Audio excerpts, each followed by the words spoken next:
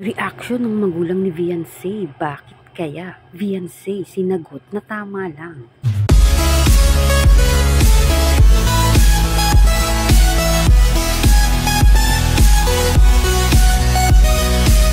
Ano nga bang naging reaksyon ng magulang ni Beyonce? At bakit kaya? Beyonce, sinagot na tama lang.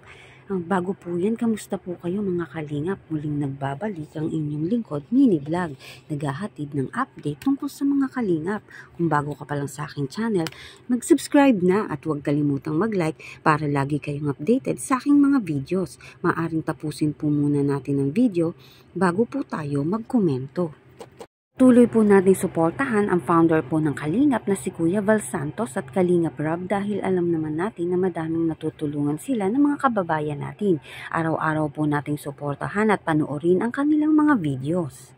Pag-uusapan nga po natin ang reaksyon ng magulang ni Beyonce at bakit kaya tungkol sa Kalingap Ball. Beyonce, sinagot na tama lang. Ano kaya yon? Dito nga po sa naganap na Kalingap Ball ay alam natin na madaming kaganapan. Ngunit bago po yan, dito po muna tayo sa issue ni Arjin at napapasama dito nga po kay Kalingap Edu. Madami nga pong viewers na ayaw nila na kasama ni Kalingap Edu. Ito nga pong si Arjin. Ngunit alam naman natin na si Arjin po ay beneficiary ni Kalingap Edu. Nakikita naman natin kung paano makitungo si Arjin kay Kalingap Edu. At talagang masaya itong si Arjin pagkasama nga po si Kalingap Edu. Dahil nga po si Arjin ay isa sa mga tinutulungan ni Kalingap Edu dahil siya ay beneficiary. Kaya masanay po tayo ng mga Kalingap na minsan kasama po at nakikita natin si Arjin sa mga vlog po ni Kalingap Edu. Nakikita natin na naka-move on na itong si Arjin at di na gagawa ng issue. Kaya dapat wag na natin bigyan pa ng issue or i-bash dahil nag-aaral naman ito ng mabuti. Ngunit di natin mapipigilan ang mga ibang viewers sa kanilang nais. Alam naman natin ang viewers ng EDSI ay talagang solid kung sumuporta. Kaya di natin maiiwasan kung nababash nga itong si Arjin. Naman tayo sa kakatapos lang na Kalingap Ball. Madami talagang naganap na awarding at isa na nga dyan ang EDSI pero di lang naman yan. Madami din ang mga nakatanggap na iba't ibang parangal sa araw na yon.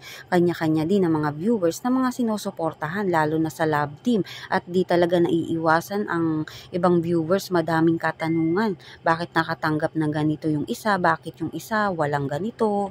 Hindi nga po talaga natin maiiwasan gaya na lang ng kay Beyonce. Napakadami nga pong award na nakuha. Alam naman natin na mga kalingap na deserve din ni Beyonce makatanggap ng mga award na yon dahil hindi naman ibibigay nila Kuya Val at Kalingap Rob ang mga award na yon kung hindi deserving si Beyonce. Kitang-kita naman natin na madaming naging proyekto din na ginampanan si Beyonce at nakikita natin iyon sa kanilang vlog dahil nga po may mga nag-react na bakit nga daw nakatanggap nga ng ganong makaraming award si Beyonce. Kita naman natin ang effort din ni Beyonce sa loob ng isang taon. Isa din si Beyonce sa malaking ambag dito.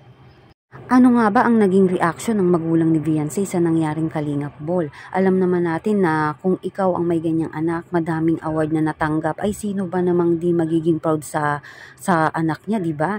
Kaya ang magulang nga po ni Beyonce talagang natutuwa at masaya para sa kanyang anak na nakikita nila na nakukuha niya ang kanyang mga gusto at na-achieve niya ang mga gusto niyang ma-achieve sa buhay.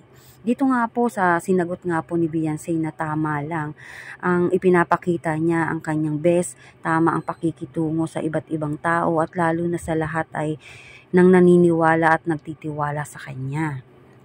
Kaya nga po lubos ang pasasalamat nito ni Beyonce sa lahat ng mga sumusuporta sa kanya.